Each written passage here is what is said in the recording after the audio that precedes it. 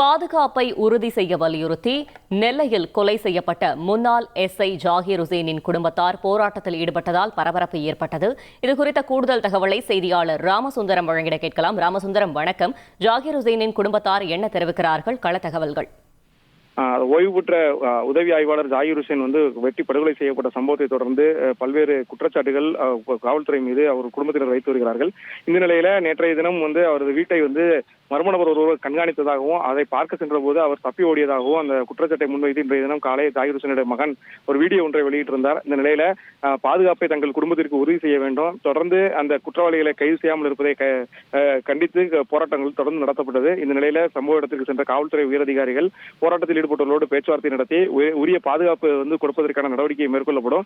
அதே போல அந்த ரோந்து பணி வீடு சுற்றியுள்ள பகுதிகளில் ரோந்து பணியை அதிகப்படுத்தவும் கண்காணிப்பு பணியை மேற்கொள்ளவும் உறுதியளித்ததை தொடர்ந்து போராட்டம் தற்காலிகமாக கைவிடப்பட்டது.